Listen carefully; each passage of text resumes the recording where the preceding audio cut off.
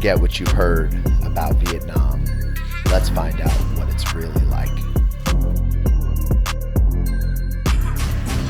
Imagine an economy that, in the span of a few decades, catapulted from one of the poorest in Asia to a growth rate of 8.02% in 2022, outpacing even the giants of India and China. This isn't a hypothetical scenario. It's the reality of Vietnam. With a GDP per capita that increased nearly tenfold from under $300 in the 1980s to $2,800 in 2020. Ladies and gentlemen, nieces and nephews, I am back in the motherland, the big Saigon, the greatest city in Vietnam, the economic and financial hub of this entire country. This is their New York, and this is the place that made me. And now I'm back here and having all kinds of nostalgic feelings. It's great to be back in the city. It's emotional because I nearly died here. There's a lot of good things about this place and a lot of challenges, but it's definitely been a big part of making me who I am today. So it's good to be back. I love you, Vietnam. I love you, Saigon. Mwah. I am here today with Caesar. Yes. Caesar is a guy who found me, I guess, was it through the YouTube? Or? Yeah, it was through YouTube. What you're watching right now. So he found me through the YouTube, and he was having a really difficult time finding a job out here because, you know, he looks Asian, but he's American, but he's Asian. But here in Vietnam, they don't understand as much as in the West about the whole multicultural thing. And, you know, a lot of employers, they're looking for a teacher that's young, white, preferably female, probably, and also preferably attractive, right? That's the peak thing. Like, even if you're a white guy out here, but you're fat and you're old and you have bad teeth, like, it's gonna be a lot harder for you because the Vietnamese are much more superficial about, like, you know, appearances and things like this means a lot more oftentimes than even being qualified. So he was having a hard time. How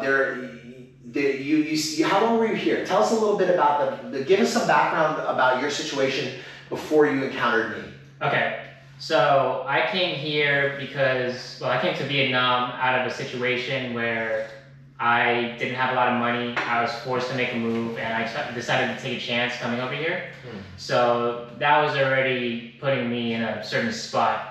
I tried taking a chance and just saying, hey, I'm just gonna go on Facebook. I'm gonna try to find out, like, you know, if I can just land a job by myself. Now, given I came here during April, this was right when summer started and there weren't any hiring, there was no school going on. I didn't realize that at first. So that already made it almost impossible, even if I wasn't, you know, the way I look right now. But besides that, I was starting to lose money and I was getting really stressed out. I was in the States. I was essentially homeless, living in my car, working 2 jobs. And I was working for 5 months straight with the intent of just coming over here and trying to make it. And then when I came over here and then slowly 2 months passed by, I even got scammed, by the way. I don't think I told you this. And that's when it started kind of hitting me and I was starting to get fearful. I was kind of thinking to myself, you know, because there's a lot of people telling me that, like, I was about to make a mistake. I'm not saying that I was doing it to really, it's just something that, you know, you can't help but think about. And it was starting to get me really worried. And then, you know, your videos, like, you were already giving so much information for free. So, like, I had, like, something to go off of that. You know, I decided to give you a chance just by giving you a call. And when I talked to you, you immediately FaceTimed me. I felt like that was already a good indication. You didn't seem shady. And besides that, I'm not gonna, like, try to sell this too much. Really, like, you know, the great value was that, you know, he actually decided to get as many contacts hitting me up as possible. Yeah, and that was like all day hitting them up. That was between you, me, and Niche. Like, just gangbanging, like, every like recruiter in the whole city. Not even, like, in multiple cities. And then I know them all. And like eventually, it only took about 2 weeks for me to get a job from then on. But that job didn't work out. But but since then I had 3 other interviews, and then, like, one of them finally did work out. Yeah, it was one of mine. Yeah, exactly. Yeah, because the other one was in Hanoi, and I didn't like them. They were playing games with me. They were telling me like one thing, and then they were like, when I asked them a question, they wouldn't get back to me within a week, and that was stressful. So I didn't like that. That's Hanoi people. That unfortunately, the business culture, if you don't have documents, the North is a dangerous place. You're better off if you don't have a degree or you don't have any paperwork to stay like near Ho Chi Minh City or the Ho Chi Minh City vicinity, like in the south. I said you don't have documents. Yeah, if you don't. If you have documents, you can go to Hanoi and work for reputable people. You know, there are people up there that are good. But when you don't have paperwork, what I try to do is just give you anybody who's willing to talk to you without paperwork. Yeah. And then just give you the advice on how to talk to them and to be sure that what they're offering is reasonable. Yeah. Because there are people out there who can get you paperwork, guys, and they can get you working, but that doesn't mean they're going to treat you well, right? So by working with us, we kind of give you a little insight into the business culture. But please tell us more about the situation that brought you out here. So you were living in your car. What state were you living in? I was in Florida. I was in North Florida by the Panhandle. Okay. Yeah. And it was rough because prior to that, I've only been living in South Florida my whole life. And it was like, I never, you know, I still haven't seen snow in my whole life. And then like living in my car during 30-degree Fahrenheit weather, like, and then not even that, there was a time where like it was actually tornado season at the same time. I had to avoid a tornado in the middle of the night. You couldn't even see. So, but yeah, like that's in the past. You know, I just had to do 2 jobs and only like save money, nothing else, no fun, nothing. And then I just eventually got over here, and you know, I can honestly say it was worth it. I really do feel like it's just like, you know, what I'm about to get, it just makes all that worth it. Like, you know, full time over here is like 30 hours a week. 20 even. Okay, damn. Most public schools are going to be 20, because what will happen, guys, is you'll be working from about 7 a.m. till about 10, depending on the school. Sometimes it'll be like 8 till 11. It really depends on the school, but it'll be something like that. Then there'll be a 3-hour break you don't get paid for. Then you'll come back and there'll be an afternoon session, and that'll start sometimes at like 1 o'clock or 2 o'clock, and it'll either go to like 4 o'clock or 5 o'clock. And then there'll be some unpaid breaks in the middle. So if you look at the whole day in total, it would be like a 40-hour work week. It's just that for a lot of it, you're not teaching. You're only actually teaching for 35 minutes a class if it's primary, and 45 minutes a class if it's secondary. I mean, it's fine. Yeah, no, like it's just that in America, there's so many jobs that, you know, you don't have that kind of, you know, like lax structure. You're constantly working.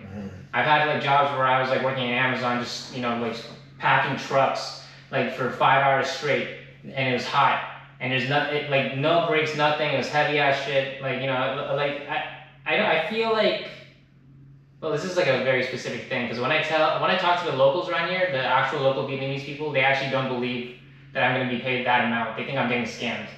Okay. Yeah. How much was the offer from this place? I'm in the probationary period for 2 months. It's $400K an hour. Okay. Yeah, and that's actually low. It is low. Yeah. Yeah, like I was talking to some guy, he's like probably close to his 65, 70s, and you know, he's been here since the revolution, and you know, I feel bad, but like, you know, he literally can't even imagine that's possible for anyone, you know? To make so much? So much. Yeah, so it's a lot, so they think you're making like crazy money compared to a local. Yeah, I am, because like, I think like, compared to like an actual regular teacher with like, who's working his ass off, I think I'm making 8 times their amount. Yeah, so a teacher here, if you're like your teacher's aide in most of the situations, like he's, okay guys, so let me clarify this a little bit. He's starting work tomorrow. So he went from living in his car, now he's in Saigon, he had a hard time getting a job because he's Asian, and then with my help, in a matter of how long was it? Since I talked to you? Yeah, like 2 weeks. 2 weeks. Yeah. So he talked to me, he worked with me. Within 2 weeks, he starts his job tomorrow. 400K is pretty low. What's she gonna give you after probation? 420. Okay. Yeah. I mean, it might go higher than that though. Well, I think if you stay with her and prove to her that you're like a good worker, the thing is, for people, this is what you guys gotta understand. When you come to Vietnam, all these concepts of like equality and treating people by their merits, like these things don't exist here. It's not America. There's no pluralism. There's no like, oh, we should, you know, make life easier on minorities.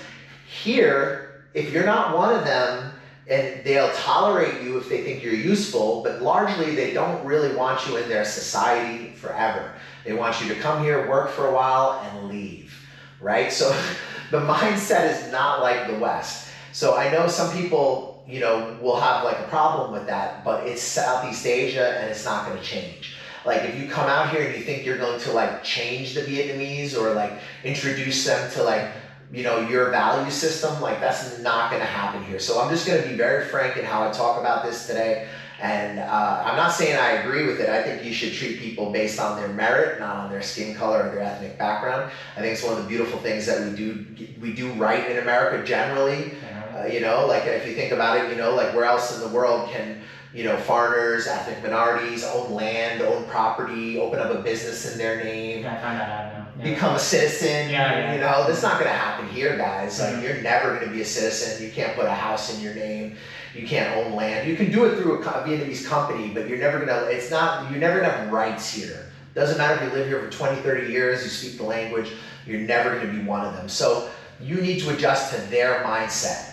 And so for what they're offering, Caesar is a bit low, but it's not that low for someone who's non-white and doesn't have documents. Yeah.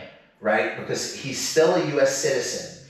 So he's not gonna get paid like a Filipino, where you might get $900 a month or $800 a month, or like an African where they might give him $600 or $500 a month, right? He's still a US citizen, but in terms of how the Vietnamese see it, he ranks lower than like a white young blonde girl. I rank lower than a white young blonde girl.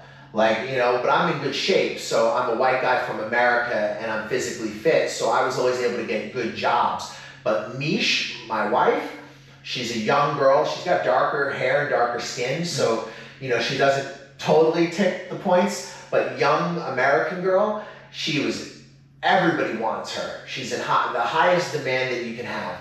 Think of yourself in a market, and you're a piece of meat. That's kind of what the industry is out here. So now tomorrow you're going to start. Yes. Okay. Talk to me about all your concerns. Okay, so I did a workshop with them, and one thing about the workshop is it didn't really help me to be a better teacher. It was more just for like a photo opportunity to get all the teachers to, and they kind of put me on the side of the group photo, and then like all the white people in the middle, and I get that. I don't really care. I know what's going on.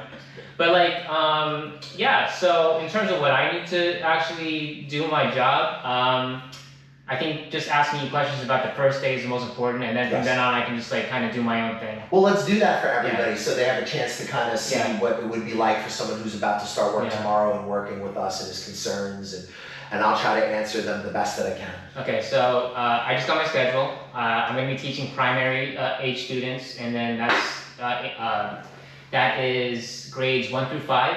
I'm not totally sure what ages those are. Do you know? Yeah, so I think grade 1 is about 6 years old or so. At the youngest, and then the oldest to 5th. I like 5th grade, personally. Mish was saying... My wife was talking shit about it. I like 5th grade. My Hollywood was talking shit about it too. Okay. I like 5th grade because at that point, they're still kids.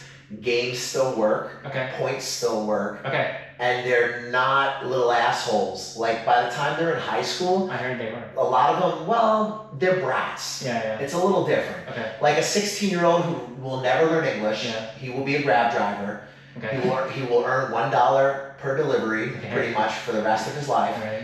That kid doesn't need to learn English, and by 16, he's probably, if he doesn't speak English yet, he's not going to. So he doesn't give a shit about English class. He doesn't want to be there. He's already embarrassed that his friends probably speak better English, and the Vietnamese are brutal to each other. Are they embarrassed?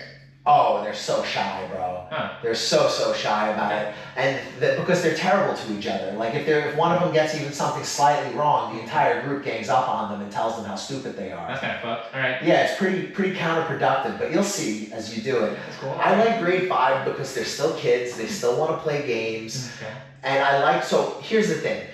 I'm very lazy and I'm not invested. Yes. Right? So I don't actually care if they learn. Me too. Right. All right, cool. Right, good. So that's the thing, right? Like I'll do the job. Yes. I'll show up on time, but I just don't care. Good. Right? So basically what I would do is I would come into the class every day and I found a way to automate the class. Okay, yes. So I'm going to give you the knowledge. Sure. You take one boy and one girl. You pick whoever seems the strongest. And if they're not strong, you replace them right away. Strong willed. Like the other kids are gonna fear them to some extent. Really? Like sometimes they have like a little group communist leader. You mean like an alpha? Well, no, they'll appoint like a girl who her job is to yell at all the kids. Okay. And she's like a junior communist or something like this. Okay. They get little armbands and stuff. So you want to, like they are usually a good choice sometimes because already they may have the class in check. Okay. But you want to look for the boy or the girl who looks like they're fairly strong, and then you want to say, okay, who wants the power?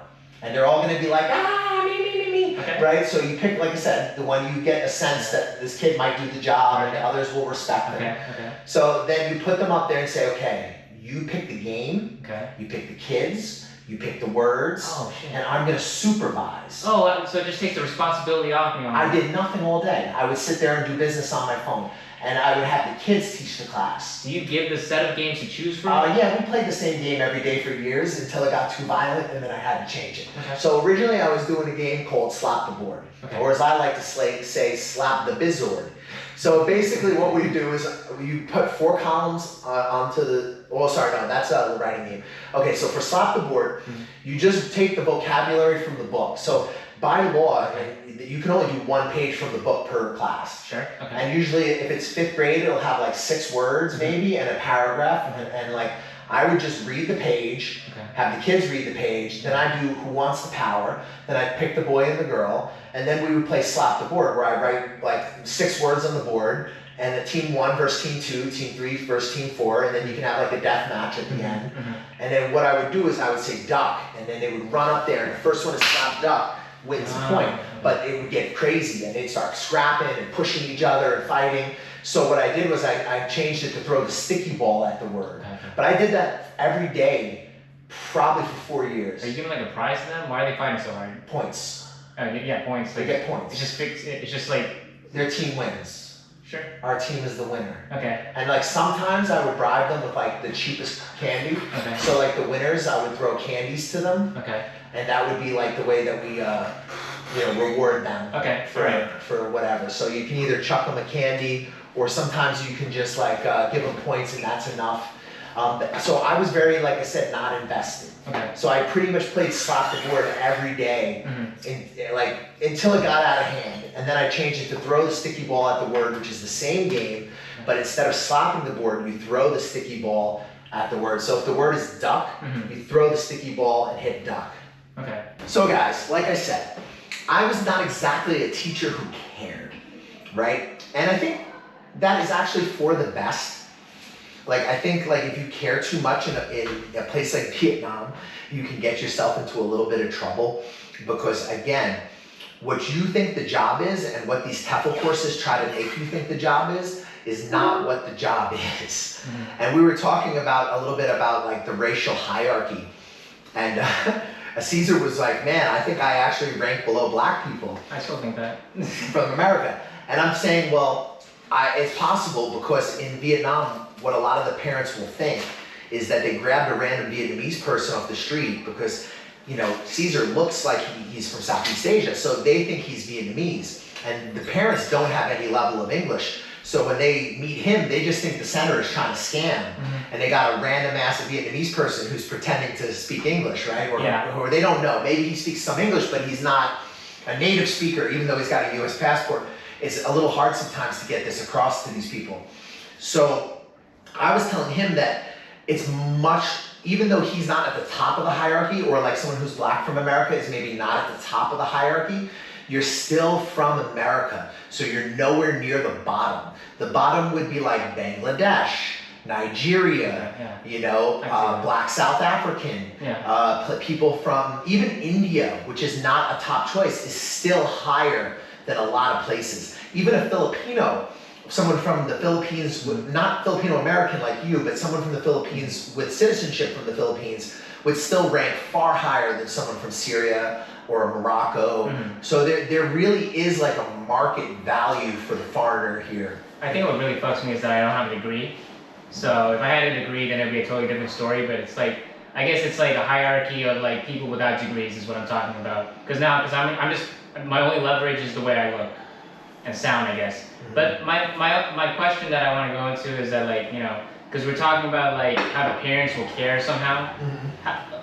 how will they observe me? Do the parents walk in randomly? In a training center, they sometimes will have parents will hang out and watch you teach. I'm in a public school. But in a public school, no. What the main thing that's going to end up happening is if the kids all like you, cool, then you're good. That's it. Everyone needs to have fun.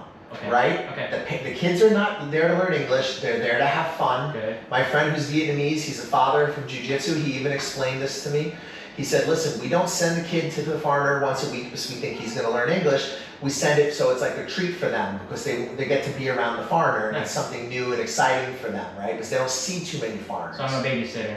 You're a babysitter, a bit of an actor, and also your job is to really make everyone like you. So right away they're not gonna like you, some of the TAs, because you're gonna look like them, but you're gonna earn like 10 times, like even though you're at the lower end of a native speaker pay, you're at the highest imaginable. Like you said earlier, the guy told you he can't believe how much money. Yeah, like I'm not gonna trip about it because like some of these guys who complain about, like I've told people my salary, like other teachers, and they're like, yo man, they're fucking me. I'm like, are they really fucking me? Because I'm still gonna be saving like a lot of money compared to what I was doing in America, I don't understand how people can complain about any of this.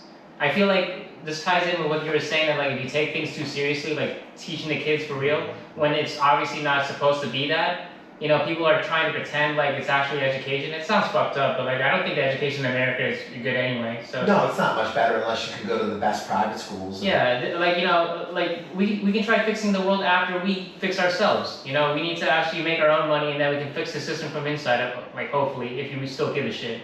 Well, most people I think are too naive. They think that they can actually fix the world. Human beings have been this way forever, bro. Do you know this Facebook group? It's called Bad Experiences in Vietnam or something like that. There's this guy. He has Chinese letters in his name, and all he does is talk about the law. And then everyone's always asking like, "Hey man, are you on the spectrum?" Because he just keeps talking about like hey, that my TAs don't like me because I keep saying in my opening speech that I'm married or something like that, and he can't get a job and blah blah blah. I don't know if he's gonna watch this, but it's kind of like. Everyone kind of sees that this guy, he's not really well. And I think there's a lot of expats who come over here, they're not well. And they're kind of coming here for like a different type of reason. Yeah, they're trying to fix something else that's not really about money. It's more about society has decided to shun them for a separate reason that they don't want to admit. And then they're kind of just like using the education system as an excuse. I don't know. Like, I don't really give a shit about that. I'm not even trying to become a teacher for real. Obviously, I'm trying to just use this to build capital so I can get into other stuff. And then you told me that your network actually has real estate people. Visa, real estate, consulting, open companies. You want to actually do any kind of capital transfers in and out of Vietnam, this type of thing. Well, I just don't want to be in a situation later on because like Vietnam is very volatile. Because like during the pandemic, I heard that like it was like not a good place to be in at that time. I was here through the whole thing. Yeah. You were? Yeah. So was Hollywood. It's not a good place during the pandemic. Mish was here for the whole thing. We left only when it turned into Directive. Directive 16. Yeah. Hollywood stayed for Directive 16. Hollywood is in the house. So we were all just like hanging around and kind of semi-running errands. So I wanted to take the opportunity to get Caesar's experience for you guys because I thought this would be interesting for you to hear. You can't have this mindset when you come to Vietnam that A, you're going to become part of their society, B, you're going to change their society in any way, or C, that anybody actually wants you there in order to provide the kids a quality education.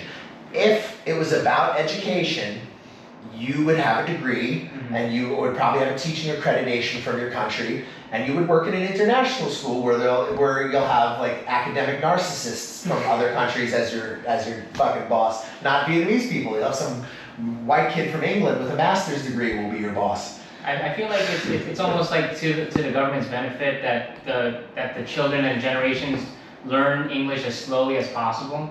Because they're clearly making some sort of huge income from hiring the teachers. I'm not exactly sure how it works, but it seems like that's their money cow. Well, teaching is a huge business, but it's not the only one. I mean, Vietnam has, textiles, manufacturing. If you go to the north, it's very industrialized. Like down here, it's more tourism and business. But if you go outside of like Hanoi or Haiphong or any of these places, like it's factories, it's warehouses, like they're building stuff up there. I'm sure, but like just like I haven't started teaching yet, right? But it just seems kind of like, if I were a student and I didn't know English, and then my exposure for less than an hour a day to like some guy that I barely know what he's saying, how is that gonna like really teach me or prepare me for a job?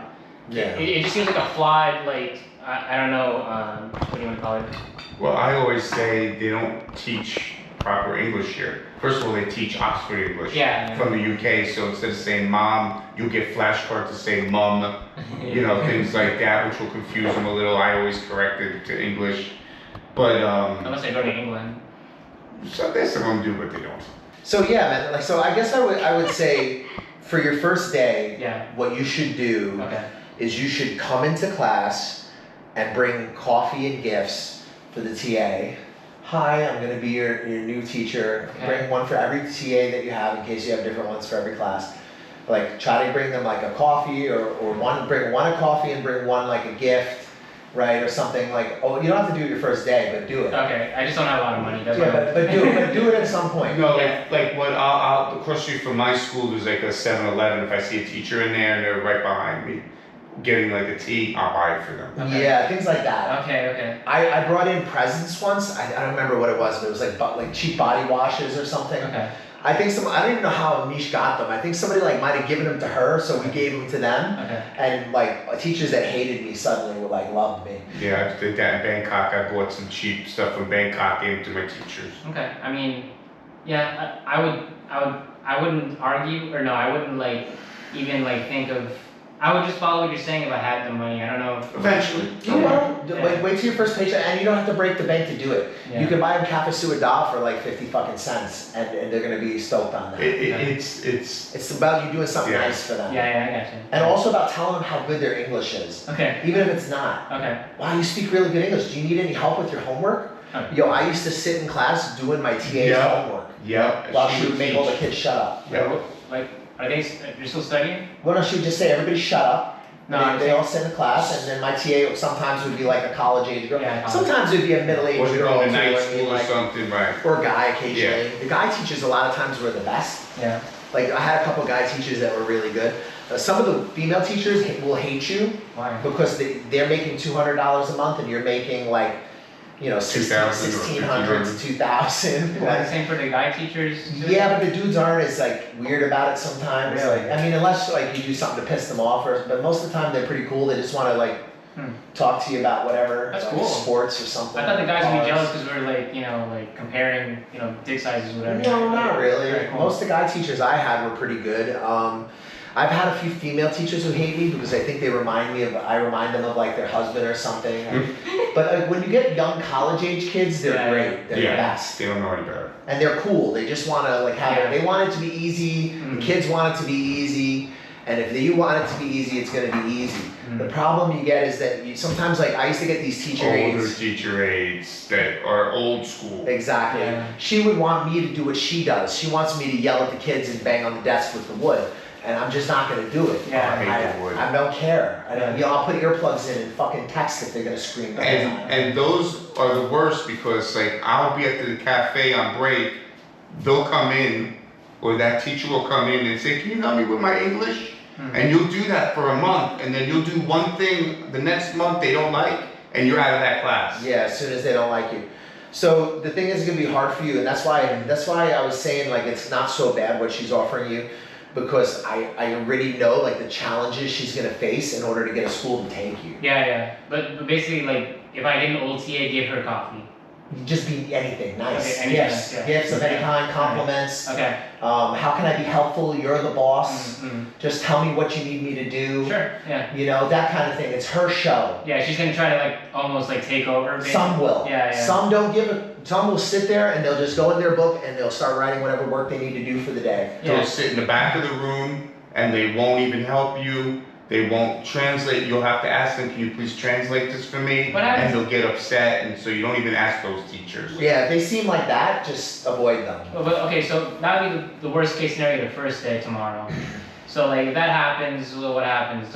What's the emergency? I mean, roll with it. You gotta be able to roll with it. You gotta try not to don't take it personally. Don't get upset. Just smile and say, hey, what would you like me to do? How can I be helpful for you? I'm from California Miami, wherever you're from, you know. or Nebraska. Like like trying to teach, I haven't even introduced myself, and then the kids are just like staring at me, and I'm like, No, you go right away. So you're gonna open up the book. Is it family and friends? I took a picture of my teaching materials. I just picked it up like a few hours ago. Okay, so what book is it? Can I make something? Because it's the first day. Yeah. So I usually play a game on guess where I'm from, guess how old I am. It's Tina. Yeah. Oh, that's a really crappy book. Yeah. I get two schools, and then the other one's Move Up on Friday. Move Up is the new book. It's so easy. Is it? Is Move Up good? It's just like Family and Friends, but less harder. I know, Oh, nice. I know Tiang means English, right? Yeah. Yeah, but that's really bad. Like that book. Yeah. Like it's sometimes That's probably one of the cheaper ones. it's cheaper. It's like an alien. It's holding a map. definitely written by Vietnamese people. Yeah. Okay. You'll So- see a lot of misspellings. Do I just like start from the very beginning? They didn't even tell me which. Where Well, to they go. should have sent you something that you're gonna do page 2 and 3, Yeah. lesson 1 and 2 Lesson 1 and 2. of right. chapter 1. Oh wait, flashcards. I don't know. It's usually 1 page per class per day. So you do the same thing. Or per class, like 35-minute class, 35-minute class. I mean, Yeah. So, but I'm just gonna do the logical thing and pick the first chapter, first page. So first, Don't do anything you could wrong. do something like guess where I'm from, Yeah. and they're all gonna say Vietnam. And it's you're gonna walk in the class. Yeah. You're gonna walk in the class. Uh-huh. And before you start, 5 minutes is gone. Okay. Oh yeah, the TA, and then just be quiet. Yeah. 5 to 10 minutes. Then you walk up to the chalkboard Okay. and you write, you know how to play hangman? Yeah. You make a hangman box and they smile, oh, game already? All right. Cool. And then you put your name and make them call out letters to spell your name. So I can just like go right into it. Just spelling your name. Yeah, just at least before the Oh, class my is name. over. This is only for tomorrow, for your first class, for any Yeah. first class. Yeah. Okay. It's for tomorrow. Okay. But at least once a day, just read the book once a day. After this class, yeah, you're gonna read the book. All right, guys, we're gonna read the book, but as soon as we read the book, we're gonna play a game. Right on the board, Just the get chapter, the lesson takes about 3 minutes. I can kind of. It sounds like I can just do what I want almost, and then it's just all to avoid like people complaining about it. yeah, That's yeah, it. that's it. So I'm playing my own game. That's it. The main thing is that people like you, Yeah. that you're helpful. I just have to give out like that. And because you're not white, you gotta do a little bit Yeah, more. yeah. You gotta go to the company parties occasionally, you gotta take the photos occasionally. Do they want a photo of me? Because I'm not white. So. They still will want you at the company, like team building things. Like, see, the thing is, because I'm white, I would just tell them to go fuck themselves Yeah. and never go.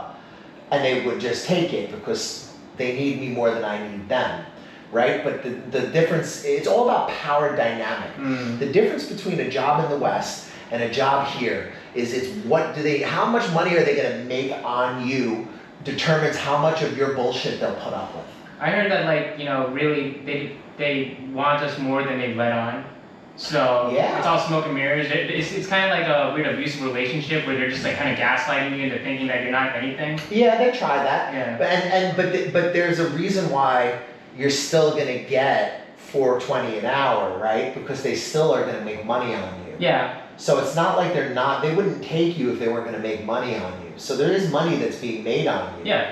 You just don't know, the spread is maybe not as high as if you were like working in a public school in D1. What school are you gonna work at? I'm gonna be in Binchon. Far. Yeah. I'm gonna be having like a 40-minute or 15-minute commute. Make sure you get a apartment around there. To move out there, you should honestly, bro. I like my place too much. I don't, Okay. dude, I wanna- dude, That ride's gonna be to rough. ride when it's raining, when it's Yeah. 100 degrees, Tension. I just want to have like a school closer to where I'm living instead. I want to do the opposite way, you know? Right, okay, put yourself in the middle of those two.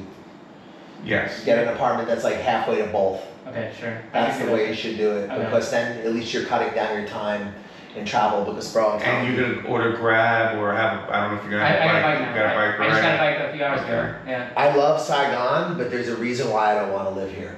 The 40 minutes, when I first moved to Saigon, I was living in this building, and I was commuting to Tanfu where Hollywood lives. I took over his job. Yeah. Oh, you- yeah. I was Jay for the first year. Yes, you were the next Jay. That was one of those schools I was at in Tanfu, man. I had one TA who hated me so much.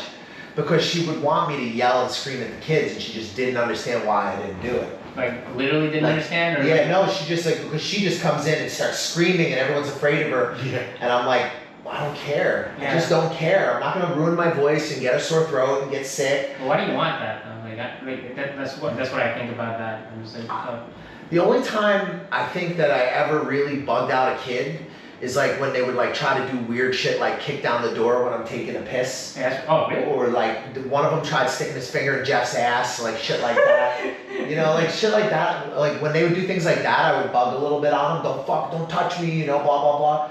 You know, but for the most part, I would say 90% of the kids, respectful. They're cool. I had a friend, he was super fucking pissed because this kid called him a dog in Vietnamese. Right. Yeah, but like... Concho. I would have just went, I wouldn't even care about that. Yeah, exactly. I wouldn't care either. I made a joke about it. He took it very personally. I don't know. He has a problem. He has a thing in his head, yeah. If that's going to be your problem. If you're going to take it personally what a little kid says to you. Now, if he sticks his finger in my ass, that's a little bit different. Yeah. But like if you can call me. So I'll tell you if that's a funny story. This will help you understand your job a little better.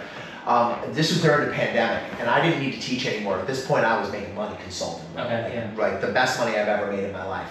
So I was literally just finishing out the contract for the woman who's employing you as a favor to keep the relationship good. Cool. And I didn't need to. So what I was doing was I came into school, and there was this one little fat brat who would always like talk shit, and I never cared really. But it was like during COVID, and I was getting kind of annoyed with everything that was going on around me, and like they were starting to lock down the place and treat foreigners badly. And this kid was like something like, "Oh, teacher has COVID," and I was like, I don't need this. And I just got up and I left.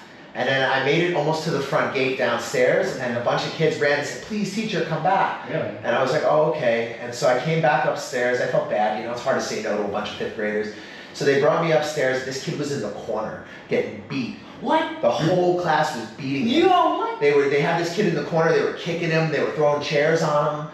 Like they gave him I couldn't believe that fifth graders beat this kid. Like he wasn't bleeding, but he was like in the corner, like you know, terrified. That's right? crazy as shit. Yeah, because he was disrespectful to me, and I guess the class liked me because I always would play games with them. But he was doing it for days though, right? But no, he wasn't saying, like, I had never walked out. No, but like he was like. He was being a little punk for as long as I was teaching in the class. Oh, so and they just kind of blew up on him, like saying. Well, because this time I just didn't care and I had enough. That's cool though. I was like, I'm making way too much money for this. I don't need to deal with this. I'm here to help to finish out my contract, my obligation to you. That wouldn't happen in America. It wouldn't happen in America. No, I've seen like footage of like the kids beating a teacher like in mass. It's like the opposite. Well, the lady I was telling you about, who I helped with English, and then ratted me out and lost half my pay. Wait, who ratted you?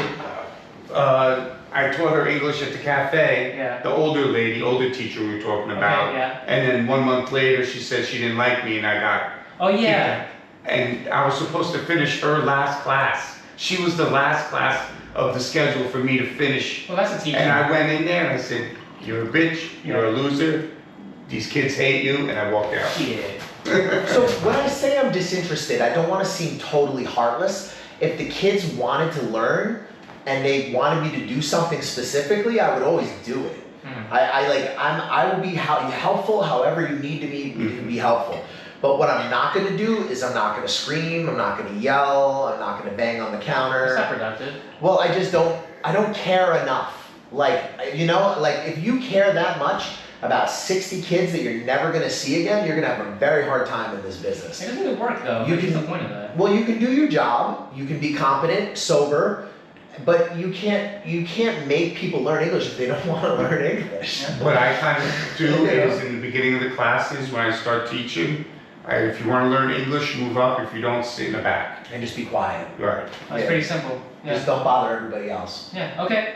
That sounds like a good rule. They have, they're supposed to sit in certain seats. Mm-hmm. If there's a teacher aide there, after a while you know who doesn't want to learn, you can kind of talk to her, and if she's cool, she'll move them. She'll move them. Mm-hmm. But if there's no teacher aide there, you do it.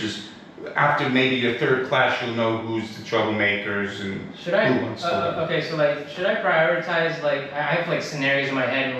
Like let's say that eventually there's gonna be days when the TA isn't even there for whatever reason. Or if you have it You here. even have a TA. Yeah. Oh, is that like a It common happens. thing? No, but it happens. Okay, so then I have to prioritize in the beginning, like teaching them simple commands, right? Or no? No. Okay, so there's some TAs that are like great. They're like hypnotists. Yeah. They sing the song, right? Yeah.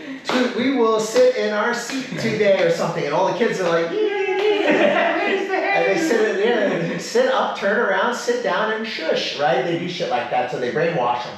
Those are the ones that are great.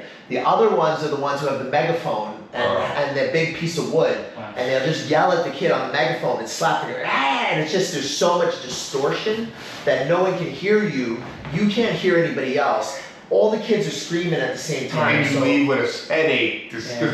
I was getting hearing loss, so I started wearing earplugs. And it's funny because I'm supposed to be listening to them speak English, but like, I couldn't not wear earplugs because if I didn't wear earplugs, I was getting hearing damage. Like literally. Yeah, because you hear that your ears are popping That's crazy. from the screaming because the decibel level gets so high, and they also have a really cheap megaphone, like headphone. or the headphone, like or they're holding the megaphone with the headphone. They have it on their belt or something. Their belt, and it's like a really cheap, like fucking dollar store megaphone. How So big is this room? I mean, it's enough for 40 sometimes people. it'll have 40 people in a room about maybe this size, like 40 or 30 square meter room. Sometimes they'll have a bigger room, like sometimes it'll be like 70 or 100 square meters. Yeah. But sometimes I've been to schools where I had to come in, they loaded the kids behind me, and trap door out the back. I had to go out a different door because I couldn't come out the door I came in because there was too many kids blocking off the room. One school, they had to move the desks out of the first 2 rows so the teachers could walk in and out. Now, what if there's a fire, bro? Oh, sometimes they padlock the school. What? The security guy will just padlock the school and go buy coffee or run errands.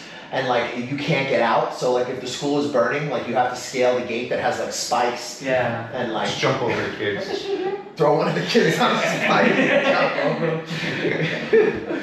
No, but I mean like, so yeah, that happens. Sometimes I've seen teachers padlock the kids in the class. Oh, yeah. So the only way if there was a fire, they'd have to jump out of like a 4-story window or something like this. You're gonna see some stuff you've never seen before.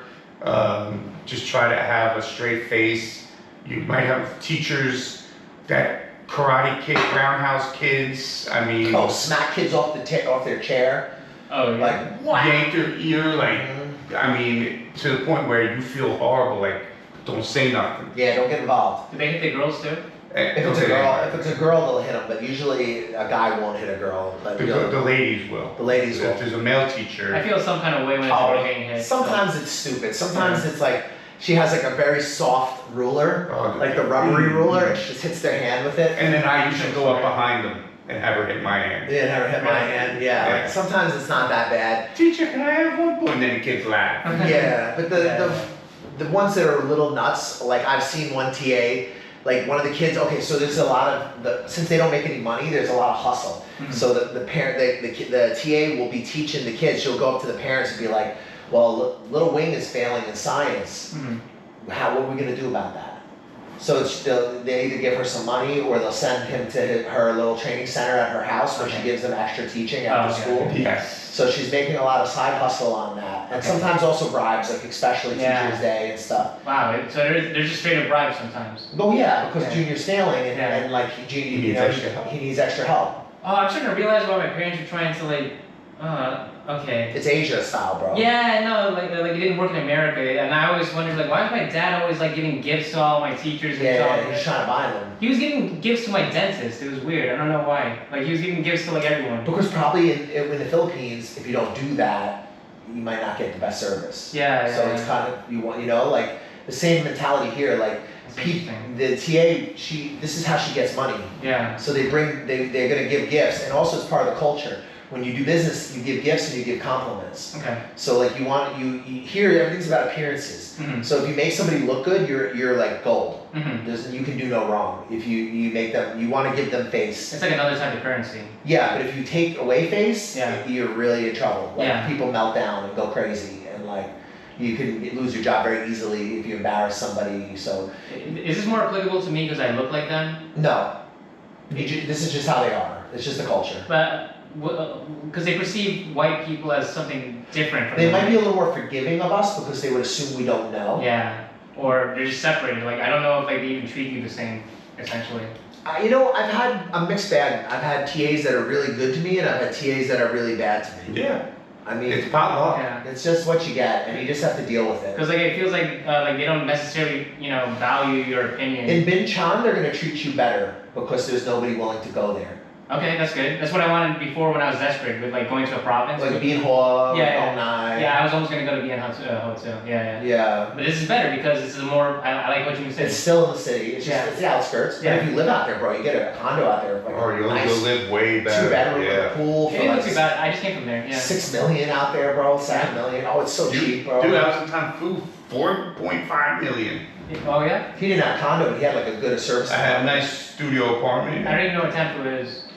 Past the airport. Oh, it's right there. Okay. Tan Binh, Tan Phu. Okay. You know?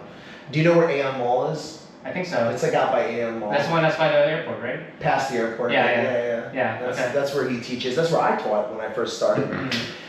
It's like, you know, a pretty reliable place if you're unqualified, where you'll get a job. Same like Binchan, District 12, Mhm. you know, these Yeah. type of places, the outskirts. But you know, a lot of people snub the outskirts, but bro, like really here in the city center, like you're gonna pay like 8 million to 10 million for like a service department. 8 million to 10 million in like the outskirts in like District 12, you're gonna be like in a good condo with a pool. Yeah, I mean, I feel like I could, because that's why I still would rather live in the middle of the city, even though it's more expensive, because it's still a really, like the cost of living is still really good even there. Yeah, even in the center. Like we're just maximizing like profit, even though it's not. I don't know. I'm just from the West, and like I'm used to having nothing. Nothing, yeah. Like nothing. Yeah. You know, so like I can't complain. I feel like I'm blessed. I feel like I'm balling right now. Well, I think the worst thing about teaching is the ride to and from work. Yeah, it's the community. It's the worst thing. It's the of distances. I used to drive 40 minutes like from my home to Miami every But in day. a car. In a car with air conditioning. Yeah. And it's Not in the raining. elements with the rain and the pollution. And you're coming out. behind the buses and you're next to 100 bikes. And then you get a sore throat, now you have pneumonia, you can't go to work for fucking 3 weeks. I haven't had that yet, but you know, it's just like sitting in traffic when it's a gridlock situation in the highway, like 95, for like 2 hours straight. It makes me mad, and I can't do anything about it. It feels like I'm just like there and I can't move. I'm in a metal box by myself. Mhm. Over here, you hear the people talking. It feels like an organic, like it feels like we're a school of fish. It's you more know? that it's more the health problems from breathing Yeah. and all the shit that you're gonna be breathing while you're on the bike and getting suddenly wet and then hot and then cold. Is there It's good season? rain here. It's rainy season Dry right now. season and rainy season. I mean, is there seasons for the pollution? Because Yeah, dry season. It gets much worse. well, what months are those? Coming into Tet, so January, February, Okay. that time of year. Okay. So it's going to be the best weather, but it's going to be the worst air quality Okay. to where like you got to really watch even a sore throat. Yeah, because it's not like people were like saying pollution's really bad. It's not like I can see smog or anything. I never see it. Saigon's better than Hanoi. Yeah. But in certain times of the year, you can get an app. It's called Air Visual. Oh, okay. Like it can get over 200 PM level here, Okay. which is enough to get you sick. There's more bikes and buses in Saigon. And Emissions. that's the problem. And there's no, you know how you have to inspect your car in America? There's nothing like that here. Yeah. I mean, that's a blessing in a way too. But yeah. I imagine the pollution's probably way worse where all the factories are. and Hanoi. trucks. Yeah. The North Haiphong, you Yeah. know. Also in Phnom Penh this year, because normally Phnom Penh doesn't have that bad of a dry, it gets polluted, but this particular dry season was very bad because we didn't get rain when I was there for 7 months. Mm. So the pollution just got to the point of like fog pollution like China. Mm-hmm. But that's not always so typical. Like Phnom Penh is usually a little bit like Saigon. Like it has like bad weeks and then it's okay and then it has, you know. I mean, it's changing over there. There's like more commerce coming in. And Phnom Penh is growing big time. There's a bunch of Chinese people moving in and like buying all the real But estate. that's been for a long time. Well, actually, what they did was all the scams that like caused the Chinese real estate to collapse, Oh yeah. like that China started to not allow in China anymore, Okay. moved to Cambodia because they could do the same scams in Cambodia for like another 10 years. Well, you should, if somebody that's lived in China, Cambodia, and Vietnam, if you've been in all three, please leave a comment. You tell us which one is. More polluted? I think More China is more polluted. And I want to remind you guys, this video is brought to you by Safetywing. What's up, guys? I'm in Mysore, India. I'm chilling with this cow here. If this cow were to give me mad cow disease, I would want to have health insurance. And if you're going to live as an expat, you're gonna want to have health insurance too. He's either biting me or licking me. He's licking me. Aw, hello. It's so cute. See, if I get sick from touching this cow, I want to have health insurance, right? So Safetywing is a good health insurance for people like me who travel around the world and live in interesting places. I'm covered. If I get sick in India, at least I got health insurance. Safetywing is designed for people who move around and who travel, so it's the perfect health insurance for people who live our kind of lifestyle. But let's try to cover what is the main stuff that you're concerned about for your first day. Since tomorrow is your first day, and you've got 2 experienced Saigon public school teachers, 3 including Mish, that can give you sound advice on whatever it is you're about to get yourself into. Well, we've gone over, how to, open up on the first day. Yep. Like basically how to, how to avoid getting fired by, getting complaints from the TA or the parents. I suppose we went over that. We went over a couple options, like, your strategy is to basically give all the liability to 2 leaders. I give them all the power, boy and girl. It has to be boy and girl. They'll fight. I like that. It's my approach aligns with that too. I want to least amount of effort, most consistent results. Or row 1, 2, 3, 4. Sometimes they won't fight because they compete against each row. So if you have 4 or 5 rows, I've never had a 3-row class. 4 or 5, you go and you put in row 1, row 2, row 3. But do they always sit in the same place every day? Yes. So it's always the same people versus? Yes. Yeah. Oh, so then do they hate each other at the end?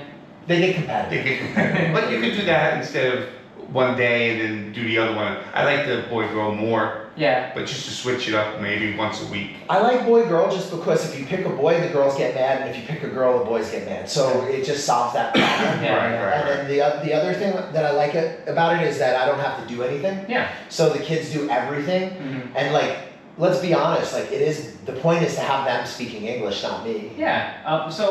If you were to put a percentage, is it 10 to 15% of the time is you reading from the book, and then the rest is game. 90% of the class is game? Game. Really? Yeah. Okay, so I try to get to the game as quickly as possible. Some TAs don't like it. 5th grade, is that 45 minutes or 35? 35. So you have 2 35-minute classes. You'll probably have 2 pages. The first page, remember the first lesson, you're not going to start till late, sitting down, everybody talking. So do that one as quick as possible. Okay. Just have them read it, and then go over it and then play a game. Okay. All right, so would you say that primary is easier than secondary? It depends what you like.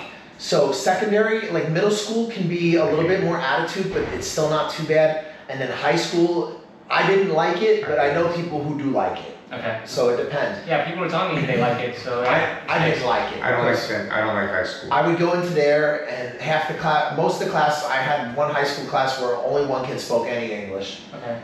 And really, what are we gonna do? And they have phones. I'm gonna teach you ABC at this point. Because there's no games now. Well, they don't care about games. Yeah, I don't play games for high school. Well, what do you do at that point if no one wants to listen? Well, it depends how much you care. You could either pull your hair out screaming, or you could just all right, I'm gonna write the assignment on the board. Everybody go into groups of 4 and talk about what your dream job is.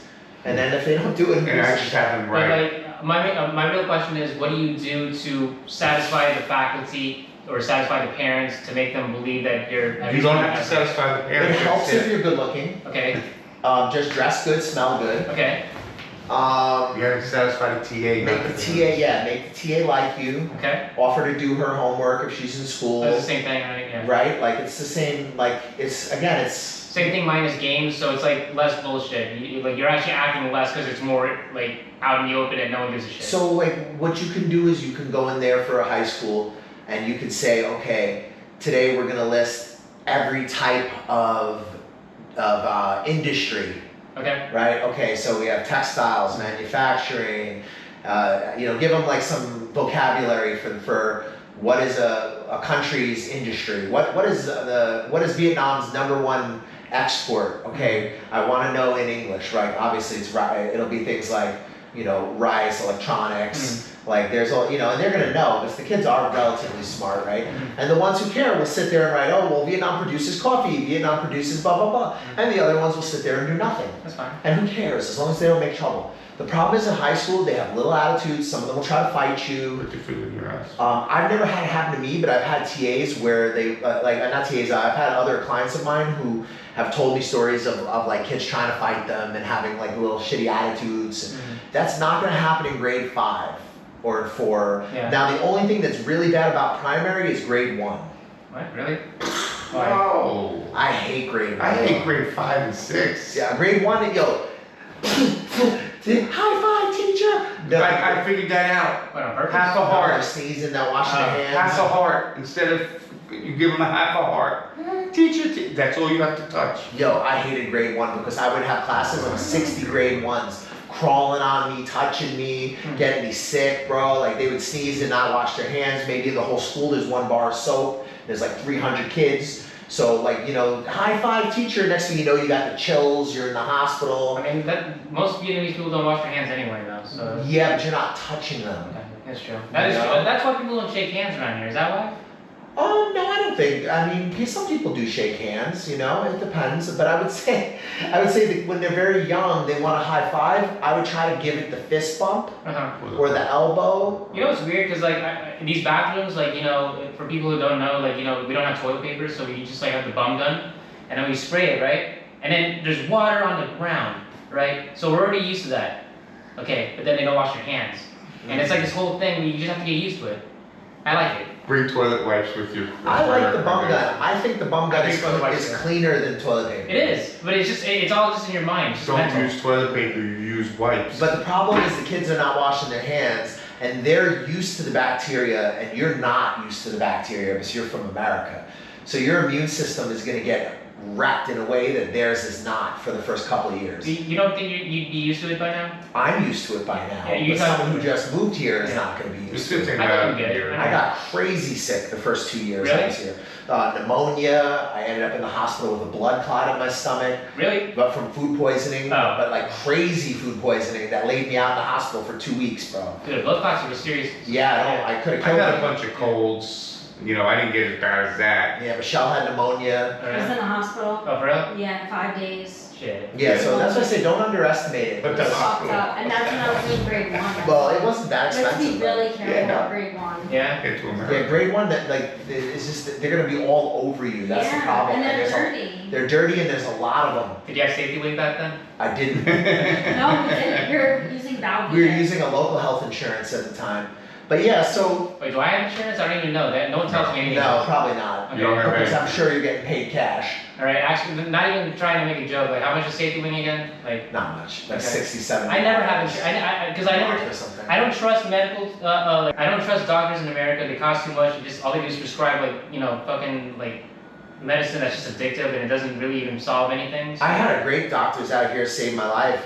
I mean, their English wasn't the best, but their abilities were. If you get sick, Saigon is where you want to be. You posted a link in the group that was like they don't ask questions, like too many questions, and they just give you like whatever medicine you need. Oh yeah, there's a door-to-door pharmacy. Yeah. They'll deliver anything to you that you ask for. Like for like common stuff, right? Like Yeah, cold. like I mean, I think you could probably even get steroids if you wanted to. Cool. Well, they're a pharmacy service, so Yeah. you just ask them what you need, and then they'll go get it for you. Yeah. I don't know how they get it, but Vietnam's awesome, bro. yeah, and it's cheap. Drugs are cheap here. Yeah. Yeah. You know, like legitimate drugs, I'm talking about. Yeah. Right? Yes. So I guess let's leave it at that. I want to thank Caesar for coming and talking to us today. I hope that his conversation with me and Uncle Hollywood was helpful. 2 weeks we got him a job. He was out here running out of money. He's stressing out. Now he's okay. He's going to be starting work tomorrow. We try to give him some sound advice. Guys, we don't BS people. We don't waste people's time. This is one of the reasons why I charge hourly, because I try not to waste your time and I give a lot of free information, so I just don't want people to waste my time. I know some people might say, oh, well, I just want to ask questions, but I have lots of people who over the years ask me lots of questions and then it never amounts to anything, and I'm doing a lot of advising for them and I'm not in return getting that favor, so now I just protect myself. I charge hourly, but what I do to be fair to you is that anything that we do hourly, I deduct. So if you're gonna work with me for employment or for any other retirement services or anything overseas, Anything we do together hourly, I'll subtract from larger service. So to show you that it's not about money for me, it's just about respecting my time, respecting your time. If you guys enjoyed this content, please smash the like button. If you want to move to Southeast Asia or be an English teacher in Vietnam, Cambodia, China, you want to get honest advice from people who are not going to like tell you a story, not going to portray the industry in a dishonest or gatekeeping kind of way. I think, you know, we've come over the years and built a reputation that shows that we're legit and that we do help people. And a lot of people have been able to start their lives over in Southeast Asia thanks to us. And I'm glad that I was able to help Caesar overcome some of the challenges he was facing and finding a job out here. Hollywood has now been here coming up on 5 years. Make sure to check out his YouTube channel, Hollywood's Journey. God bless him, he's trying.